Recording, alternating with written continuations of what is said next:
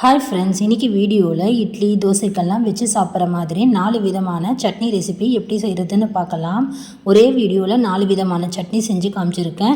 டெய்லிக்கும் என்ன சட்னி செய்கிறதுன்னு யோசிப்போம்ல, அந்த மாதிரி சமயத்தில் இந்த வீடியோ உங்களுக்கு ரொம்ப யூஸ்ஃபுல்லாக இருக்கும். டெய்லியும் ஒவ்வொரு வெரைட்டியான சட்னி செய்யலாம், போர் அடிக்காமல் சாப்பிடுவாங்க. இந்த தேங்காய் சட்னி பண்ணுறதுக்கு ஸ்டவ் ஆன் பண்ணி கடாய் எடுத்து வச்சுக்கோங்க. அதில் 1 ஸ்பூன் அளவுக்கு எண்ணெய் சேர்த்துட்டு காரத்துக்கு ஒரு 5லேருந்து 6 பச்சை மிளகாய் நான் சேர்த்துருக்கேன். உங்களுக்கு காரம் எவ்வளோ வேணுமோ அதுக்கு தகுந்தபடி நீங்கள் பச்சை மிளகாய் சேர்த்துக்கோங்க. இந்த தேங்காய் சட்னிக்கு காரத்துக்கு பச்சை மிளகாய் கொஞ்சம் அதிகமாக இருந்தால் தான் சட்னி நல்லா டேஸ்ட்டாக இருக்கும். பச்சை மிளகாயை எண்ணெயில் நல்லா வதக்கி விட்டுக்கலாம். நல்லா கலர் சேஞ்ச் ஆகிற அளவுக்கு பச்சை மிளகாய் வதக்கிக்கோங்க. பாருங்கள், இப்போ பச்சை மிளகாய் நல்லா வதங்கிடுச்சு. இந்த அளவுக்கு வதங்கி வந்ததும் இப்போ நம்ம இதை மிக்சி ஜாரில் மாற்றிக்கலாம். மாற்றிட்டு அடுத்து ஒரு 1/2 கப் அளவுக்கு தேங்காய் சேர்த்துக்கோங்க. கூட அதே கப்பால் 1/2 கப் அளவுக்கு பொட்டுக்கடலை சேர்த்துக்கிறேன். கூட ஒரு 1/4 ஸ்பூன் அளவுக்கு சீரகம், தேவையான அளவுக்கு உப்பு சேர்த்துட்டு ஒரு சின்ன துண்டு புளி மட்டும் சேர்த்து தண்ணி சேர்க்காமல் ஃபஸ்ட்டு நல்லா அரைச்சி எடுத்துக்கோங்க. இந்த மாதிரி ஃபஸ்ட்டு நல்லா அரைச்சி எடுத்ததும் சட்னிக்கு தேவையான அளவுக்கு தண்ணி சேர்த்துட்டு நல்லா ஸ்மூத்தான கன்சிஸ்டன்சியில் சட்னி அரைச்சி எடுத்துக்கோங்க. பாருங்கள், இந்த அளவுக்கு நல்லா சட்னி ஸ்மூத்தாக இருக்கணும். அடுத்தது கடைசியாக இதில் கொஞ்சமாக நம்ம கொத்தமல்லி சேர்த்துக்கலாம். சேர்த்துட்டு பல்ஸில் இதுவும் அரைச்சி எடுத்துக்கோங்க. பவுலில் மாற்றிக்கலாம். பாருங்கள், சட்னியோட கன்சிஸ்டன்சி இந்த அளவுக்கு இருக்குது. இப்போது சட்னிக்கு தேவையான அளவுக்கு கொஞ்சமாக நம்ம மிக்சியில் தண்ணி சேர்த்து சட்னியில் சேர்த்துக்கலாம். சூப்பராக டேஸ்டான நம்ம தேங்காய் சட்னி ரெடி பண்ணியாச்சு. இப்போ இந்த சட்னி ஒரு பக்கம் இருக்கட்டும். அடுத்ததாக நம்ம வேர்க்கடலை சட்னி எப்படி செய்கிறதுன்னு பார்க்கலாம்.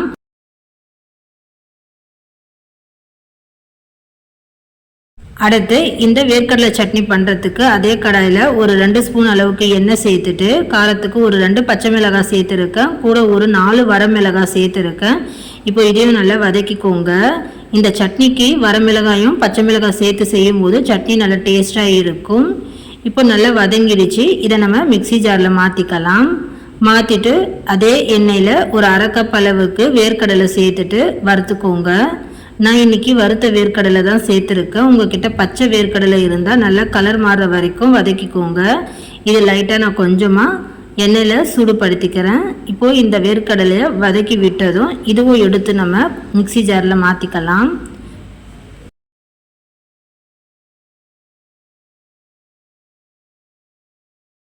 வேர்க்கடலை நல்லா வறுபட்டுடுச்சு. மிக்சி ஜாரில் மாற்றி எடுத்ததும் அடுத்து அதே கடாயில் ஒரு பெரிய சைஸ் தக்காளியை கட் பண்ணி சேர்த்துட்டு இதுவும் நல்லா வதக்கிக்கோங்க. நல்ல பெரிய சைஸாக இருந்தால் ஒரு தக்காளி சேர்த்துக்கோங்க. சின்னதாக இருந்தால் ஒரு 2 தக்காளி சேர்த்துக்கோங்க. வேர்க்கடலை சட்னியில் தக்காளி கொஞ்சமாக நீங்கள் சேர்த்து பண்ணி பாருங்கள், ரொம்ப டேஸ்ட்டாக இருக்கும். தக்காளி நல்லா சாஃப்டாக வேகிற அளவுக்கு ஒரு 2 செகண்ட்ஸ் மட்டும் மூடி போட்டு நல்லா சாஃப்டாக வேக வச்சுக்கோங்க. இப்போ இந்த தக்காளி வதங்கினதும் மிக்சி ஜாரில் மாற்றிட்டு இது கூடவே ஒரு 1/4 ஸ்பூன் அளவுக்கு சீரகம் சேர்த்துக்கோங்க. கூட ஒரு 1/4 கப் அளவுக்கு தேங்காய் சேர்த்துருக்கேன். அடுத்த சட்னிக்கான உப்பு சேர்த்துட்டு கூட சின்ன துண்டு அளவுக்கு புளி சேர்த்துட்டு இப்போ இதை அரைச்சி எடுத்துக்கோங்க. இப்போ இந்த அளவுக்கு நல்லா கொரகொரப்பாக அரைச்சி எடுத்ததும் சட்னிக்கு தேவையான அளவுக்கு நம்ம தண்ணி சேர்த்துட்டு நல்லா ஸ்மூத்தான கன்சிஸ்டன்சியில் சட்னியை அரைச்சி எடுத்துக்கலாம். இப்போது நம்ம சட்னியை மிக்சிங் பவுலில் மாற்றிக்கலாம். கூட மிக்சி ஜாரில் கொஞ்சமாக தண்ணி சேர்த்துட்டு சட்னியில் தண்ணி சேர்த்துக்கோங்க. நல்ல ஒரு சூப்பராக டேஸ்டான நம்ம டிஃபனுக்கு சட்னி ரெடி பண்ணியாச்சு. 2 வகையான சட்னி அரைச்சிருக்கோம். ஒன்று தேங்காய் சட்னி, இன்னொன்று வேர்க்கடலை சட்னி. இப்போ இந்த 2 சட்னிக்கான நம்ம தாளிப்பு செஞ்சுக்கலாம். ஸ்டவ் ஆன் பண்ணி தாளிப்பு கரண்டியில் 2 டேபிள் ஸ்பூன் அளவுக்கு எண்ணெய் சேர்த்துக்கோங்க. கூட 2 ஸ்பூன் அளவுக்கு கடுகு சேர்த்துருக்கேன். ஒரு 2-3 வரமிளகாய் சேர்த்துட்டு ஒரு 2 கொத்து கருவேப்பிலை சேர்த்துக்கோங்க. இப்போ இதை நல்லா வதக்கி விட்டுக்கலாம். சட்னிக்கான தாளிப்பு சூப்பராக நம்ம ரெடி பண்ணியாச்சு. இப்போது இந்த தாளிப்பை 2 சட்னிலையும் கொஞ்சம் கொஞ்சமாக சேர்த்துக்கோங்க. சேர்த்துட்டு நல்லா கலந்துக்கோங்க. ரொம்ப சூப்பராக டேஸ்டான டிஃபனுக்கான 2 வகையான தேங்காய் சட்னியும் வேர்க்கடலை சட்னியும் எப்படி செய்கிறதுன்னு நான் வீடியோவில் ஃபுல் டீட்டெயிலாக சொல்லியிருக்கேன். நீங்களும் வீட்டில் டிஃபனுக்கு இதே மாதிரி சட்னி வகைகள் செஞ்சு பாருங்கள். எப்பவும் போல் ஒரே மாதிரி நீங்கள் செய்யாமல் ஒரு முறை இந்த மாதிரி நீங்கள் சட்னி வீட்டில் செஞ்சு பாருங்கள். எல்லாருமே நல்லா விரும்பி சாப்பிடுவாங்க.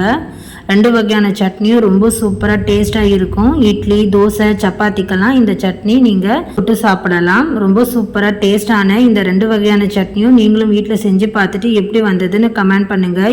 இன்னைக்கு வீடியோவில் செம டேஸ்டான மதுரை தண்ணி சட்னியும் ரோட்டுக்கடை தக்காளி கார சட்னியும் எப்படி செய்யறதுன்னு பார்க்கலாம். ஃபர்ஸ்ட் இந்த மதுரை தண்ணி சட்னி பண்றதுக்கு பேன் எடுத்துக்கோங்க. அதில் 1 ஸ்பூன் அளவுக்கு எண்ணெய் சேர்த்துட்டு காரத்துக்கு ஒரு 5-6 பச்சை மிளகாய் சேர்த்துக்கோங்க. கூட ஒரு 4 பல்லு பூண்டு சேர்த்துட்டு பச்சை மிளகாயோட பச்சை வாசனை போகிற வரைக்கும் நல்லா வதக்கிக்கோங்க. கூட காரத்துக்கு இன்னும் எக்ஸ்ட்ரா ஒரு 2 பச்சை மிளகாய் சேர்க்குறது இருந்தாலும் நீங்கள் சேர்த்துக்கலாம். இந்த தண்ணி சட்னிக்கு கொஞ்சம் காரமாக இருந்தால் தான் சட்னி நல்லா டேஸ்ட்டாக இருக்கும்.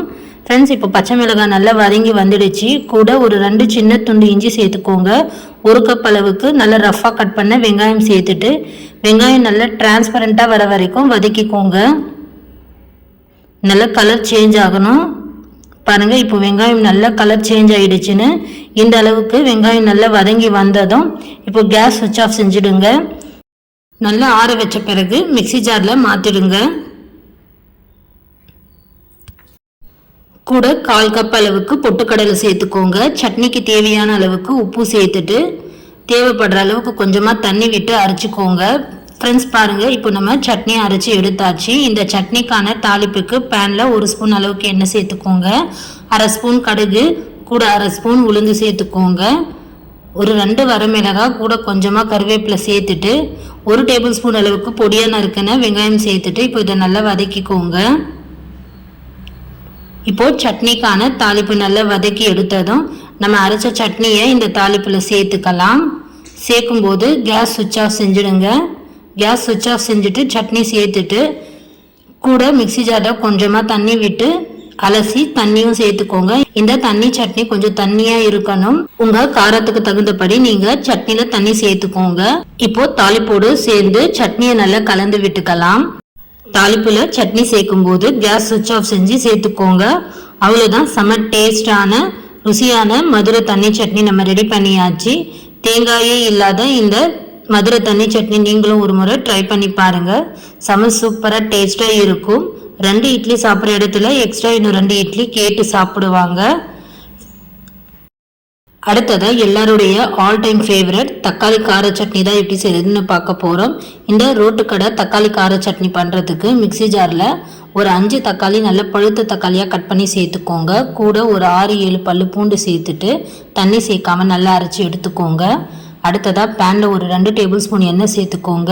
1/2 ஸ்பூன் கடுகு, 1/2 ஸ்பூன் உளுந்து சேர்த்துக்கோங்க. கூட கொஞ்சமாக கருவேப்பிலை சேர்த்துட்டு அரைச்ச தக்காளியை இது போல் ஒரு வடிகட்டியில் சேர்த்து வடிகட்டி எடுத்துக்கோங்க. அப்படியே சேர்த்தோம்னா தக்காளியில் நமக்கு திப்பி திப்பியாக நிற்கும். பாருங்கள், இது போல் நம்ம வடிகட்டி இதோட பியூரி மட்டும் நம்ம வடிகட்டி எடுத்துக்கலாம். பாருங்கள், இந்த மாதிரி நமக்கு அந்த விதை சக்கையெல்லாம் ஃபில்டரில் நின்று போயிடும்.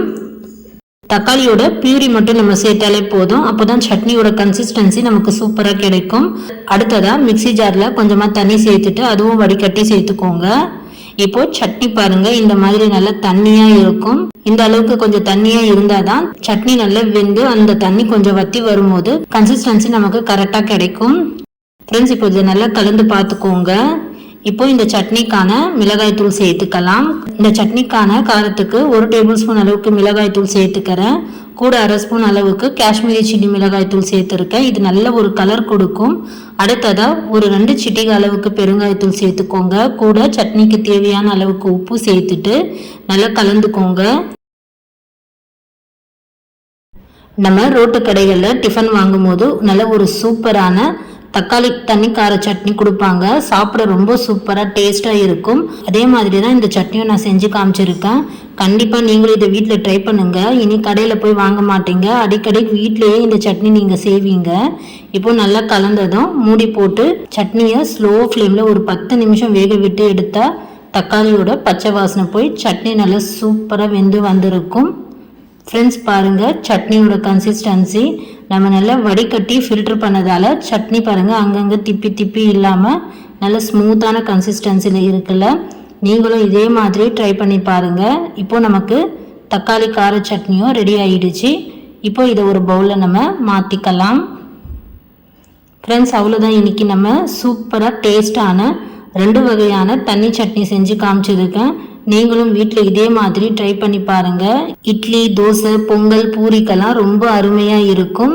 தேங்காய் இல்லாத 2 வகையான தண்ணி சட்னி செஞ்சு காமிச்சிருக்கேன். நீங்களும் இதே போல் வீட்டில் செஞ்சு சாப்பிட்டு பாருங்கள். இந்த வீடியோ பிடிச்சிருந்தா மறக்காமல் லைக் பண்ணுங்கள், ஷேர் பண்ணுங்கள்.